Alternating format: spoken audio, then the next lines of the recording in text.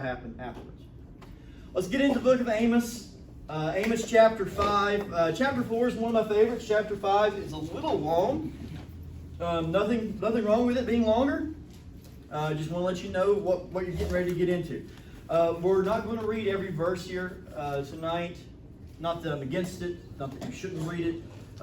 But we're going to talk about some of these a little bit more in a general tone. Again, we're at the end of what is often called the Third Woe. It's one of those times whenever it's an opportunity for us to stop and think about how chapters 3, 4, and 5 go together. And what's very interesting in this process is that it's one of those things for us to stop and go, okay, when we're studying, when we're reading it, we got to remember that it is three difference, but there's also a lot of similarity between chapters 3, 4, and 5. Chapter 5 is often titled "The Third Summons to Hear," "Seek the Lord." If you were when we're studying it, though, I really do think it's the closest thing that we're going to get to Amos's lament of Israel, and that's really what a lot of this is about: is Amos kind of lamenting Israel. Chapter 5 is often called the social justice chapter. If you ever hear someone speak about social justice, specifically out of the book of Amos, they're going to probably read from chapter 5. Social justice generally refers to the idea of creating a society or institution that is based on the principles of equality and solidarity. Now, I think that you're filling the blank.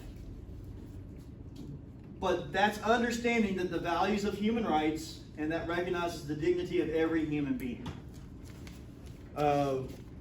What's very interesting about this, and I will not get too political into this idea, but where you see this round robin circle going, you get a lot of this in out of the black church, out of the Black Lives Matter movement, where they go back to this.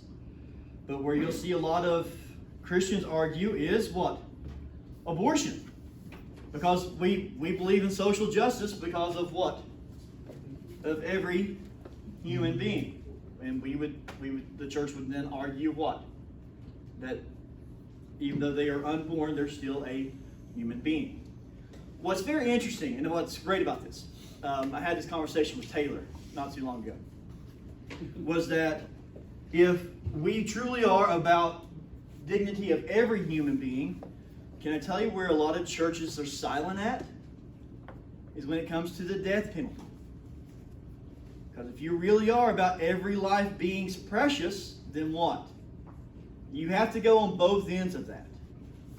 Even with the people you don't like, even with the people you think probably justly deserve death, if we truly believe in the sanctity of human life, then we need to be arguing for them too. And whenever I told Taylor that, she was like, that makes my head hurt.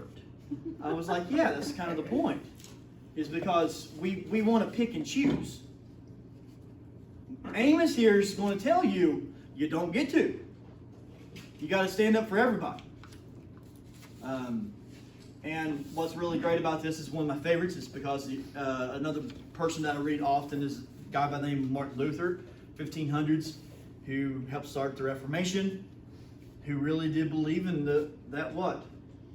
There's the dignity of every person, and every person has the right to read the Bible. So, all of that, you're sitting on this side of history because someone else thought that you should have the right to read the Bible. Let's lament Israel, verses 1 through 7. The lament really does mean the loss of a loved one. What's interesting about this is just listen to it. We'll read. I'll read 2 and 3 to you, just so you get an idea of this. Fallen no more to rise is the virgin Israel, forsaken on her land, with none to raise her up. For thus saith the Lord God, the city that went out 1,000 shall have 100 left, and which had 100 shall have 10 left of the house of Israel. thus saith the Lord of God, seek me and live, but you do not seek Bethel. You do not enter into Gilgal. You cross over to Beersheba, for Gilgal shall surely come into exile, and Bethel shall come to nothing. Seek the Lord. And you get this idea of that he's changing the way that he's talking. He really is getting to the point of lamenting them. Israel is almost saddened over Israel's downfall. You really should think about this if Amos is talking to them in the perspective of he's angry at them because they know better. I don't know about you, but I see it. I really do see it more as my children are growing. Whenever they do something, and I'm like, you should know better. Like, I think I'm more angry at that one than I am you not knowing. Like, you should know better than not do that. Why? Well, because we are trying to hold them up to a higher standard. That's where Amos is kind of at the moment. Again, he's almost in the idea of singing. If you have a Bible and it looks like the verses are a little bit squished, that's the best way I can explain it. It looks like a psalm. There's a reason for that. Is here in his lament, it's a stylistic way. He's actually almost singing this, which is why you go to the book of Psalms. They're meant to be sung. They're musical, but they're lamenting that as almost as they've already died. Now let's think about this. Only 1 soldier in 10 will survive. They have a 90% fatality rate. You think they're going to win? No. 90% loss. What that really does mean is you're going to go into this and you have a 1 in 10 chance to survive this. Most of your young men are going to just be killed. Some will survive, but most of them are going to die. That's really hard to even think about as far as a king, right? If you were the king and you knew going into this war, only 10% were going to live. That's a high price to pay. So, let's seek Israel. Israel is told to not to seek out cities by this. Okay, let me give you a little bit of detail that you may have missed. So this is actually out going back to verse number 5. Do not seek Bethel, do not enter Gilgal, or cross over to Beersheba. I'll show you a map here in a minute. But what's really interesting about this is the one that we're not going to talk about is Beersheba. The reason for that is Beersheba is located in Judah, and we'll talk about that in just a moment. It's further south. These other two cities, they actually are really well known because each of them have an idol shrine. I mean that. Like, there's just remember a couple of weeks ago we talked about the golden calf or the cash cow. I forget who called it the cash cow. I've got to write that down. I did that. Did you? I will give Tom credit for that. Actually, I probably will say it and give Tom no credit for it. But they actually have a shrine in each of those cities dedicated to multiple idols. And in those cities, what do you think is going to happen to them? They're going to be destroyed. What's interesting is you look at Amos's prophecy at the end of verse 5. Bethel shall come to nothing. As in, it's going to be gone.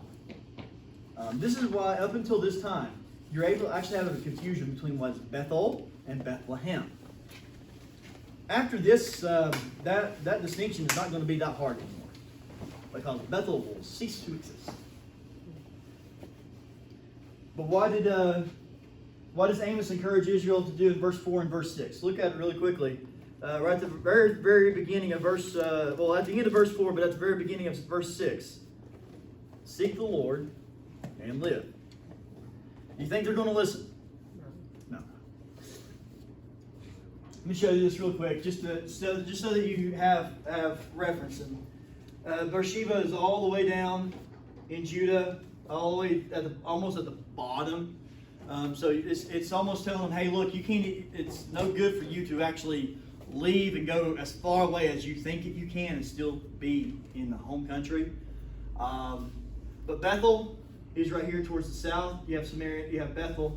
And then Gilgal is actually, I can't put it on here because the word Jericho gets in the way.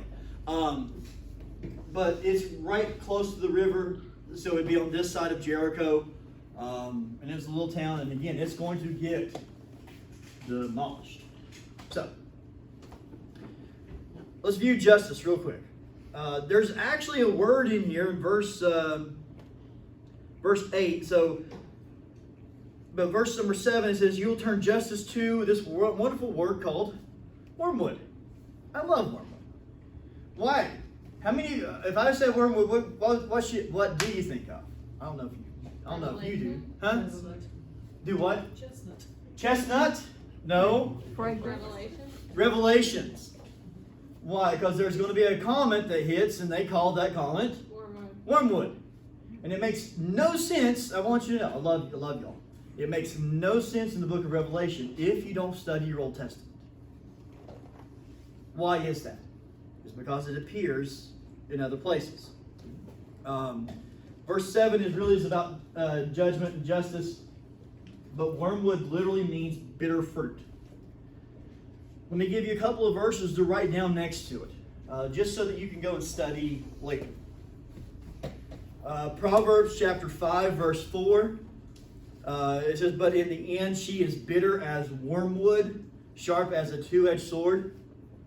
What would they give you the idea of? That's truly bitterness, right? You're speaking bitterness. In the book of Lamentations, which again, what did we say was the first part of this chapter? Amos was what? Lamenting. So if I go to the book of Lamentations, chapter 3, verse 15, he has filled me with bitterness. He has sated me with wormwood. Verse 19, so chapter 3, verse 19 of Lamentations. "Remember my afflictions and my wanderings, the wormwood and the gale." And then you find it in Amos here, chapter 5, and then you also find it in chapter 6. Now there's others. Jeremiah talks about it, Ezekiel talks about it, Daniel talks about it a little bit. But if you don't have that understanding, the only gospel, the only part that talks about the New Testament is the book of Revelation. So if you don't have an understanding of what Old Testament means by it, you're going to get to the New Testament, you're going to go, because I've had people ask me, "Well, what do you think wormwood means?" I go, "Well, have you read your Old Testament?" And they go, "No." So I said, "Well, let's start there." And I walked them through that, and they're like, "Oh, that's interesting." I'm like, "Yeah. Isn't that amazing?" Where you actually find in Revelation is Revelation chapter 8, verses 10 through 11. "The third angel blew his trumpet. The great star from heaven fell, blazing like a torch, and it fell on the third rivers and on the springs of the water. The name of the star is Wormwood." Why is that? Because it made them all bitter. So, why would they name this asteroid Wormwood? Because of its actions. Again, I get excited about stuff like that. And cast down righteousness onto the earth. So, here's something else. Where is, if we're talking about it being bitter, where is righteousness? If you're bitter, righteousness is not found. Justice is not found. Do something real. I know many of you have. You ever watch like a 48 Hours? Or like these unsolved mysteries? I don't know what it is, but my wife's obsessed with these right at the moment. And Hulu has like forever runs of Unusual Suspects and all these things. And she likes watching them like right at nighttime, right as we're getting ready to go to bed. So you can imagine what some of my dreams are. But what's interesting about that is especially the unsolved mysteries. Okay? Whenever they go, not just days and weeks, but years. What does a lot of the family become? Bitter. They become bitter. Why are they bitter? Well, number one's not about salvation, all those other little things, but it really is why. Because there is no justice. There's no righteousness found. Okay? So, make it bigger. Now for a nation, if there's no righteousness, if there's no justice, what does everybody become? They'll be bitter. Because they're not following the rules that God set out for them. American people aren't becoming bitter, are they? No. I want you to know that one usually preaches for itself after I talk about that one. I just go, and where does that leave us now? Okay? I'm going to give you, again, I talk about a lot of verses that are some of my favorites. One of my most quoted ones is one I'm getting ready to talk about. In verses 8 through 13, you actually get talking about this is about God. He who made Pleiades and he who made Orion, who made these constellations. The God who made the constellations will pour out his wrath on Israel for the lack of justice and righteousness. The verse I quote is actually Psalm 33:6. By the word of the Lord of the heavens, the starry host by the breath of his mouth. I love Psalm 33:6. Why? Because what is God? Every time God breathes, what happens? Stars come out. I love that. Because if you go back to Genesis, what did it say that? How did He form them? And God said, and here they are. This is an opportunity for Amos. He's already lamented them. He's already said, this is your reason why. You didn't follow what God said. This is your punishment. This should put sort of in perspective for you. Every time I think about God speaking and their stars and stuff again, I'm going to repeat what I said it before. It makes my God feel really big, and it makes me feel really, really small. Okay? I really do believe that's actually what Amos was after here. Was to give them perspective. Whether they heard it or not, to give them perspective. If you get down into verse 13, verse 12, for I know your transgressions, and how great are your sins. You afflict righteousness, you take a bribe, you turn away the needy at the gate. Therefore he will be prudent and will keep, who is prudent will keep silent in such a time, for it is an evil time. Okay? Israel hated an honest man. They enjoyed rich, dishonest men. Hey, what will you bribe me? How much will you pay me to look the other way? How much will you? What will you do for me if I do this for you?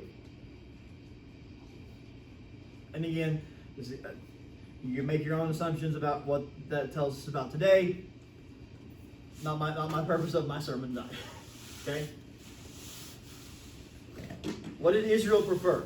Let's go through these just for a moment. Verse number 10. They hate him who reproves in the gate, and they arbor him who speaks the truth. They hate those who stood for justice. Verse 10. I mean, they didn't want you to stand and go, "Hey, I think that's wrong." Again, I want you to know, I mean this with all the sincerity in my heart. When was the last time that you heard, either through social media or through the news or through anything else, and you actually heard someone stand up and say, "Hey, this is wrong"? Like the words, "This is wrong." I want you to know I struggled. I couldn't think of one. I just couldn't. Because we're in a world of political correctness. Maybe it wasn't okay for them, or the excuse, or you can even let's go to where the Olympics were. Was it the girl figure skating? What did they not do? You are in the wrong. You're wrong. They did not do that, did they? What did they do? Well, and I'm like, when was the last time you heard someone actually stand and say this is wrong? Verse 11, you'll trample on the poor, exact taxes and gain from him. If you look at verse 11, you're taxing, you're taking from the poor. That goes back to chapter 2. But you're building in excess, houses and vineyards. Why can you build the houses and vineyards? Because what are you doing? You're taking. And then again, we already talked about verse 12, but you take a bribe and turn away the poor. Now this is where social justice. This is where social justice starts getting into. Okay, if you ever have social justice people, this is where they're going to start reading. All right. Now let me give you something that's really hard to hear, but it is something that we all have to think through as Christians. Why do we not help the poor? And I'm not saying you personally. I'm really saying us, maybe even us as a society. Why do we not help the poor? This took me like 3 minutes. Okay, like just take it. What do we usually say? They don't deserve our help. God's call to help the poor applies to another time. If you go back to the words of Jesus, the poor you will always have with you. We don't have any people like this. That one's hard. I have my own needs. Any money I will be wasted, stolen, or spent on other things. I can't. At some point in time, I'll tell you 2 stories whenever the camera's not on recording me. I may become a victim myself. I don't know where to start. My contribution won't make a difference. Okay. What do you see? Like it goes from there's a lot of I statements in there. I don't know what's going to happen to them. I don't know what they're going to do with the money. Or what do we normally say? Let's just be transparent. What do we normally say? I can't. I can't. Or hey, they're going to use the money for drugs or for alcohol or something else like that, right? Let's be real and be open with each other. Sorry. You're fine. It works. It works. Hey, still All the time. So, why is this? Because we really do feel, I think you get to the point where you have to try to figure out who actually is in need and who's what? Trying to abuse the system. Well, didn't Paul teach that? Yes, he did. Very much. He said, if you go back and you study him, he just said, help everyone. Best you can. Be as honest as you can through it and try. Galatians he talks about it, Ephesians he talks about it a little bit. Sometimes you can help people by not helping people. I know that for a fact. And what he's getting at to, but I think what he's trying to get to is they're not even asking the question anymore. They've become so callous to it that hey, my brother needs help, man. Good for him. That type of attitude. And that's where it gets hard. And that's where it gets sort of scary. Let me try to help us through verse 14 and 15. Let's seek justice. Love mercy. Walk humbly with our God. Seek good and not evil, that you may live. And so the Lord, the God of hosts, will be with you. As you have said, hate evil and love good. And establish justice in the gate, that may be the Lord, the God of hosts. Be gracious to the remnant of Joseph. What are we talking about here? There's a commandment to seek good. What happens whenever you seek good? What happens when you seek good? Let's go back to it. Let's put them all together. What happens when you seek good? What will you usually find? Huh? You find good. You find good. Now I've got that song stuck in my head. You're welcome. You can be singing Casting Crowns later. Verse 15 goes the other way about what? Hate what? See, someone else started. Self-service works great, Mom. hate evil and love good. I can truthfully and transparently talk about, I think this is hard for me. I think it's really easy for me to say, yeah, I'm going to seek the good out of people. I'm going to try my best to see the good in other people. I might even be able to even hate the evil that's out there. But do I actually hate the evil and love the good?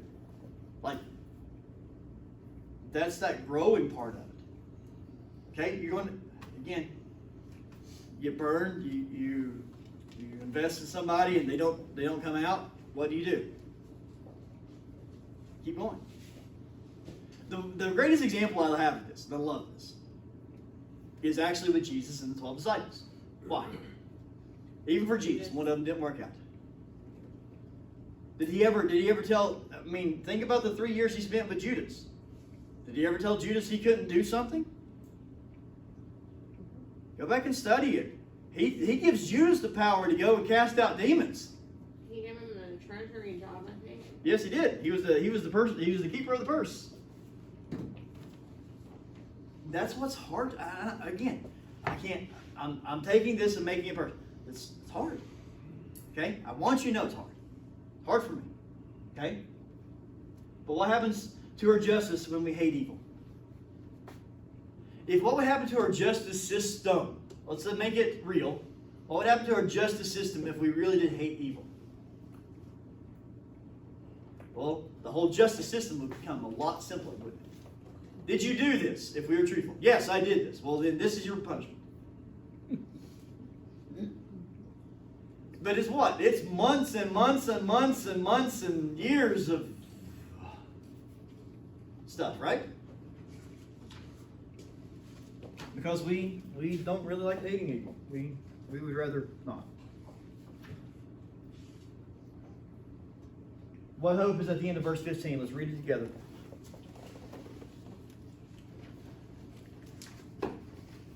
It may be that the Lord, the God of hosts, will be gracious to the remnant of Israel, of Joseph.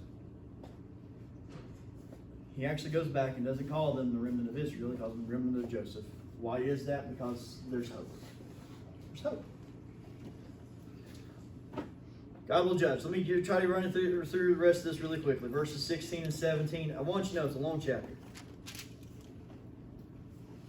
The cities and streets, the farms, the vineyards, all will be in lament. They will all be in mourning. Why? Because they're all going to be destroyed.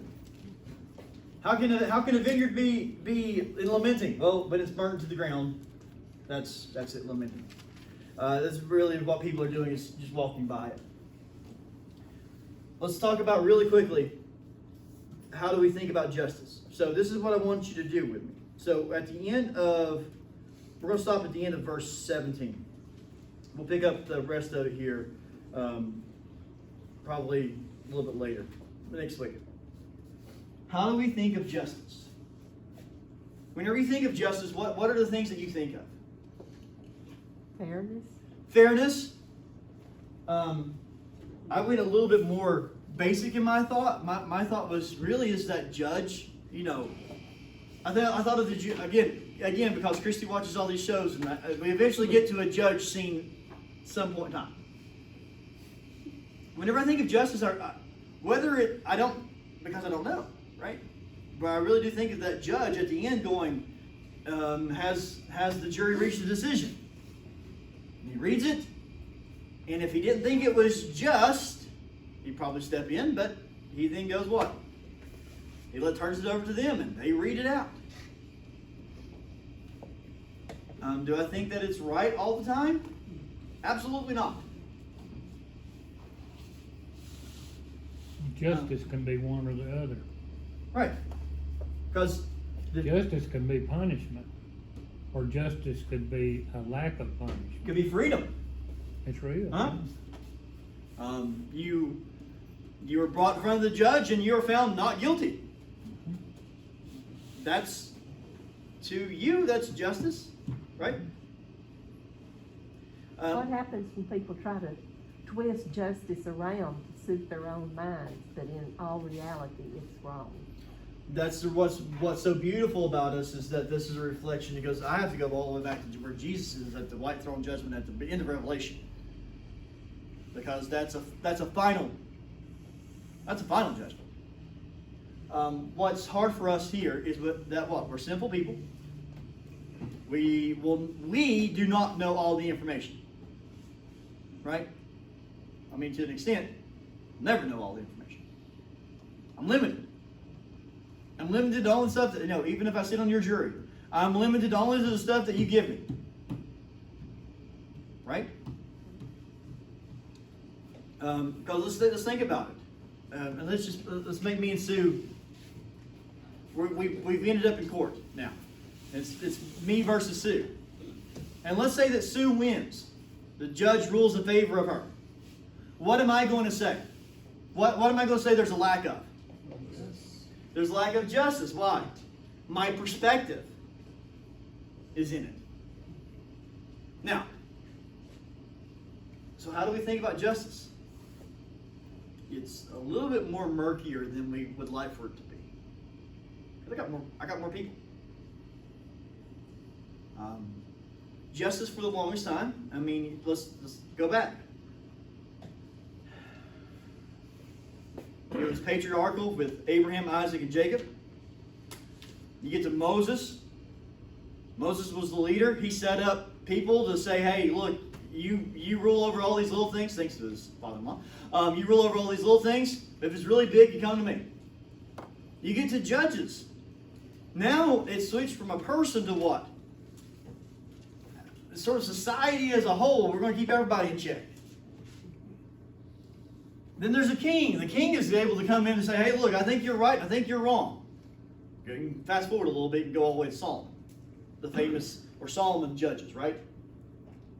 Because that got brought before the king. So how do we think about justice? Unfortunately, my personal view of that is I think that we keep moving further and further away from God's truth. Well, that even goes back to before Jesus' crucifixion. He was brought before Herod and Pilate. And what is he judged on? He's judged on being a blasphemer.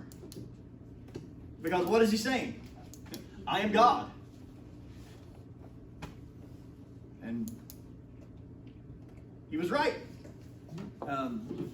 But they had to, that's actually what they had to accuse him of. And actually being a king. So how do we think of justice? Out of this, if you go a little bit further, if you go back, and I want you to know, you've got to study some people in church history. At some point in time, we will have a church history conversation. Eventually, you got to start thinking about this. Very Baptist thought, by the way. Very Baptist, like to the point of like Rhode Island, Providence, Rhode Island, being named after a Baptist preacher. Freedom of religion. How do you feel about freedom of religion? Again, are you in favor of it? I love it. Love it. Why? Because it allows you to do what? Worship God. What about the people that don't worship God? That's their problem. Yeah? It allows them not to interfere with me. Correct. Worshiping God. They can do what they want to. The problem that what's interesting about this conversation is you have a number of people who, because they think they have that correct, what do they now want to do? See if they can have that correct. It's not a. However, preacher, don't we have a standard? Yes, sir. And don't we have a standard even for secular justice? Correct. Isn't there supposed to be a standard? Right, and here's the standard for the secular justice should be based on this, not always. No, and here's the problem.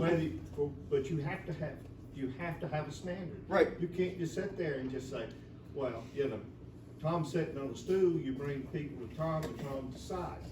That's autocracy. That's tyranny. Well, that's part of the conscience of that God-given knowledge, even though they don't acknowledge it. like good Whatsoever and evil. things are true, Yeah. whatsoever things are good, whatsoever things are holy, I think whatsoever it was- things are righteous. And what's interesting though for us to think about is that we now live in a society that's on the other end of that circle. That now look at us and say that we, because we have that basis, are wrong. And that's what's hard. I love whenever they say there's no absolute truth, and then you're like, are you absolutely sure? Yes. So,